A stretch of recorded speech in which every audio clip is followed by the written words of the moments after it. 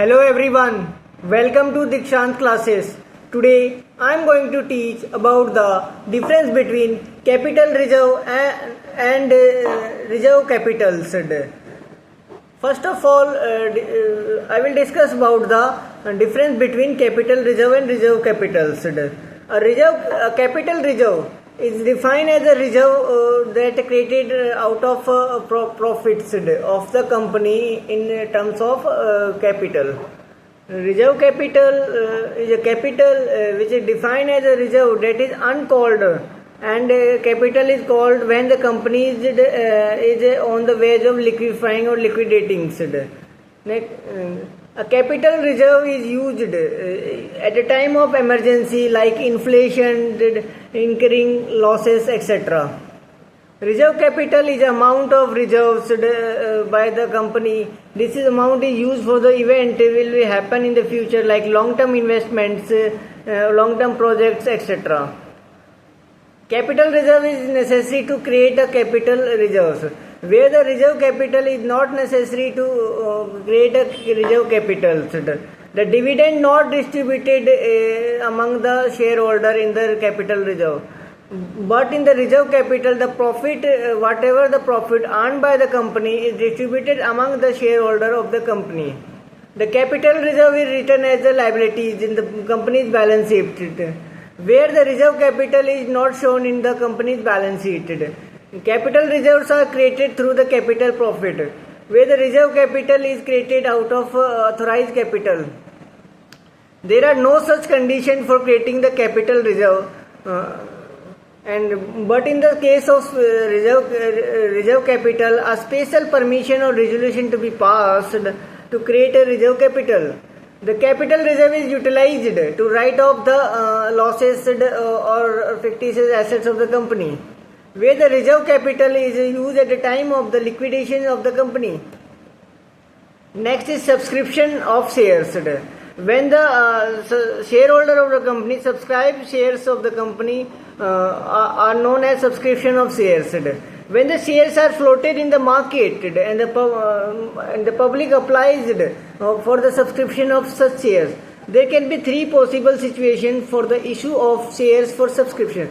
First is par subscription, when the company has issued shares at the par value, whatever the company value decided by the company. It is a very rare case when the company receives the application equal to the number of shares being issued. Next is under subscription. Under subscription means when the company has received less application than the application invited, known as under subscription. As per Companies Act 2013, minimum 90% subscription is required to issue a shares. When a company offers certain number of shares to the public, when all the shares are not subscribed by the public, the situation is called under subscription. It is to be noted that in the minimum subscription as stated in the prospectus under section 39 of the Companies Act 2013 is not received. And the company cannot allot the shares of the company's money received from general public. The company cannot allot shares and the money received from general public shall be refunded. Next is oversubscription. When the company receives the application more than the share to be issued by the company, the case is known as oversubscribed. However, the company cannot allot more shares than the offered for subscription. The alternate way to issue a share in case of the oversubscription, the application for the excess shares are rejected when a full allotment is made to the remaining applicants. All the applicants are allotted shares on the pro rata basis. For example, someone applied for the 3 shares, he received 1 share. In combination of both alternatives.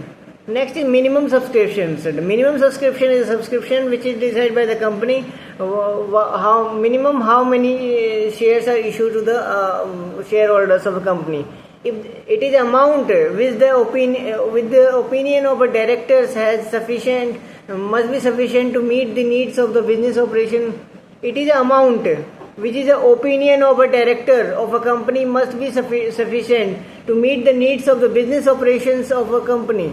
Important needs are for purchasing the necessary assets for the company, for paying the preliminary expenses and commission for the sale of shares, for paying loan and if arranged for two above purpose, for working capital, for any other purpose. Next is capital reserve.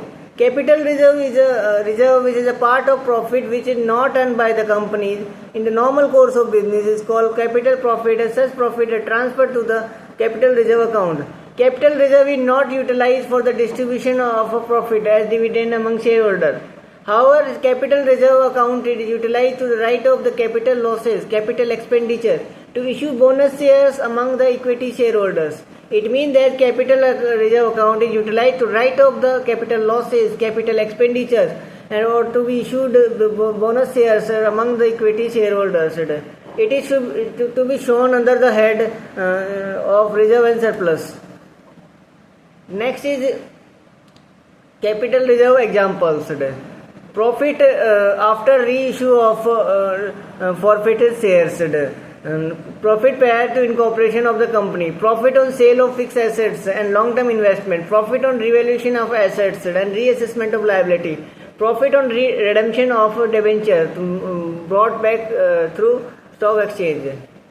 Capital reserve is a part of the surplus profit or maintained as an account in the balance sheet that can be used only for special purpose.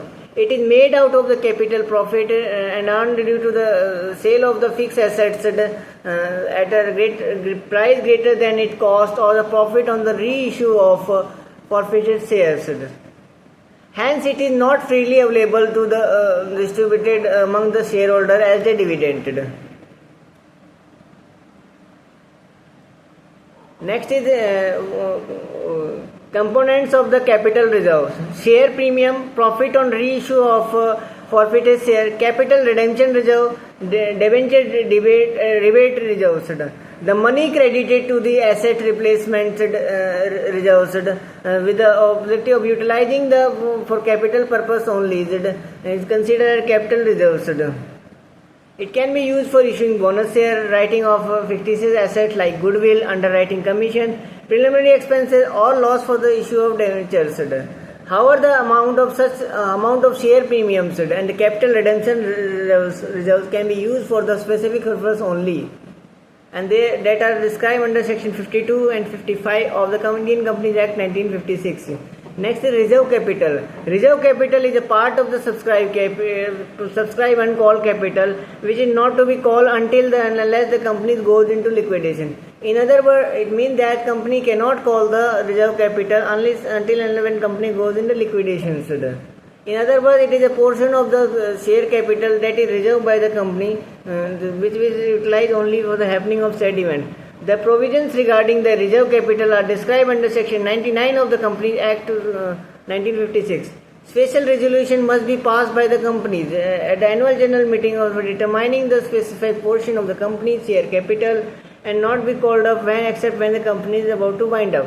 It is not compulsory for the companies to create a reserve capital. Next is difference between capital reserve and reserve capital. The first basis is meaning the profit earned by the company through a special transactions that is not available for the distributed dividend to the. It means that the profit, whatever the profit earned by the company through the special transaction that is not available to distributing dividend to shareholder is known as capital reserve. The part of the uncalled capital is called only at the event of the liquidation of the company, known as reserve capital. Capital reserve is created out of capital profit, where the reserve capital is created out of authorized capital. Next is basis disclosure. On the equities and liability sides of the balance sheet, the head reserve and surplus. And reserve capital not disclosed at all. Need of creation. It is mandatory to create the capital reserve, and it is voluntary, not compulsory. It is voluntarily to come whether the company is creating the reserve capital or not. Next is specific conditions. No such conditions required. Special resolution should be passed at annual general meetings, which is held annually. Utilization to write off the fictitious assets or the capital losses, etc. Only when the company is about to wind up. That's all today's class. If you have any doubt, any query, you can put in the comment section. I will surely make videos. Thank you so much for listening carefully.